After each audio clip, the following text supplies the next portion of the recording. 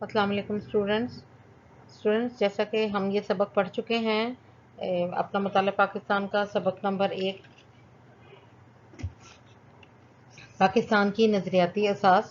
تو آج ہم اس کے جو ہے وہ مختصر سوالات دیکھتے ہیں ریویژن میں. سب سے پہلے تو سوال یہ ہے کہ عقائد سے کیا مراد ہے، یعنی عقیدہ کیا ہوتا ہے، اور جو ہے عقائد میں وہ کون کون سے عقیدے ہیں جو یقین ہے جو کہ وہ آتے ہیں.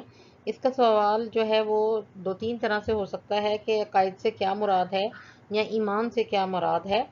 تو عقائد میں توحید، رسالت، آخرت پر ایمان، ملائکہ پر یعنی فرشتوں پر، اللہ کے اور الہامی کتابیں جو اللہ تعالیٰ نے آسمان سے اتاری ہیں ان پر ایمان لانا جو ہے وہ سب ضروری ہے.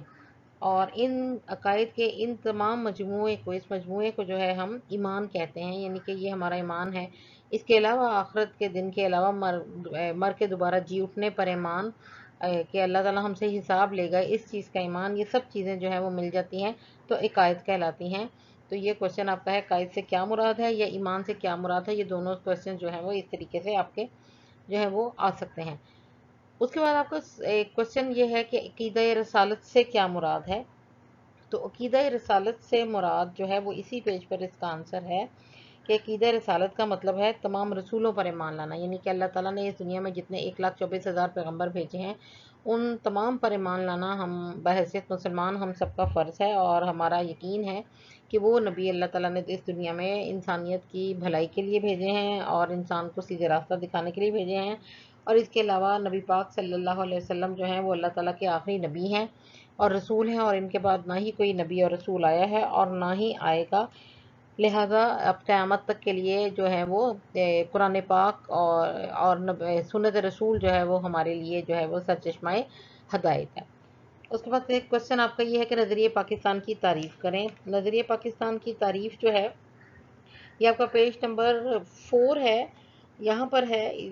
اس میں یہاں پر کہ نظریہ پاکستان کی تعریف جو ہے وہ کچھ اس طرح ہے کہ نظریہ پاکستان سے مراد ایک الگ خطے کا حصول تھا، یعنی ایک الگ خطہ حاصل کرنا مقصد تھا جس میں کہ مسلمان اسلام اور قرآن کی روشنی میں جو ہے وہ اپنی زندگیوں کو گزار سکیں، اپنی زندگیوں کو ان کے اسلامی اصولوں کے مطابق جو ہے وہ گزار سکے، جس میں کہ آپ یہ کہہ لیں کہ پیدائش سے لے کر موت تک میں جتنا جو کچھ بھی آتا ہے، مرنا، جینا، کھانا پینا، پہننے اوڑھنے کے انداز، عبادت کے انداز، اپنے رسومات انداز، اپنے جو ہے تہوار منانے کے انداز، یہ سب جو ہے وہ اس میں آ جاتے ہیں. کہ نظریہ پاکستان سے مراد ہے کہ مسلمانوں کے لیے ایک الگ خطے کا حصول جو کہ اسلامی ریاست جس میں کہ ہم اس کو کہہ سکتے ہیں.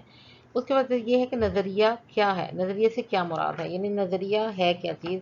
تو نظریہ جو ہے اس کو ہم انگلش میں آئیڈیالوجی کہتے ہیں، اور اس کا مقصد ہے کوئی سوچ، کوئی فکر، کوئی ایسی چیز جو کہ آپ یہ کہہ لیں کہ ذہن میں ایک کام کرنے سے پہلے جو خاکہ تیار کیا جاتا ہے اس پر سب کا متفق ہو جانا اور پھر اس کے حصول کے لیے اور اس کو حاصل کرنے کے لیے اس پر عمل کرنا جو ہے وہ نظریہ کہلاتا ہے.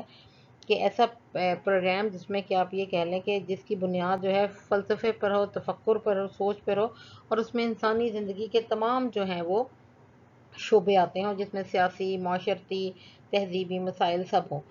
تو اور اس کے علاوہ کسی بھی بات پر ایک قوم کا متفق ہو جانا اور اس کے لیے کوشش کرنا نظریہ کہلاتا ہے. اور اس کے بعد یہ ہے کہ دو قومی نظریے سے کیا مراد ہے، یعنی دو قومی نظریہ کیا ہے کہ دو قومیں. اس سے مراد ہے کہ پاکستان اور ہندوستان میں دو بڑی قومیں رہتی تھیں، ایک مسلمان اور ایک ہندو، جو کہ 700 سال یا صدیوں بھی اکٹھا رہنے کے بعد بھی ایک دوسرے کے ساتھ جو ہے وہ مل نہیں سکی، ایک دوسرے میں جذب نہیں ہو سکی. لہٰذا اس کے لیے ضروری تھا کہ پھر اب مسلمانوں کے لیے ایک الگ ملک جو ہے وہ حاصل کیا جائے. تو یہ بیٹا جی آپ کے کوشچنز ہیں اور اسی کی جو ہے وہ ٹرانسلیشن یہاں پر آپ کو کر کے دے دی گئی ہے.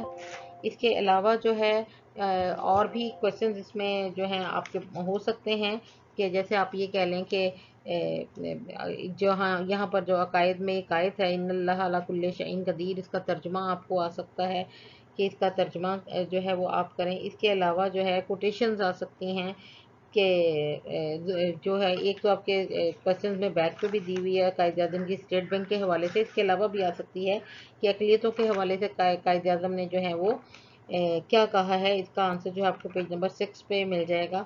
تو اس طرح سے نظریے کے ماخذ بھی آ سکتے ہیں کہ نظریے کے ماخذ بیان کریں، جو کہ آپ کے یہ پیج نمبر 2 پہ ہیں. اور یہ جو 5 ماخذ ہیں، اگر یہ شارٹ کوشچنز میں آتا ہے تو جسٹ آپ کو اس کے جو ہے وہ نیم رائٹ کرنے ہوں گے.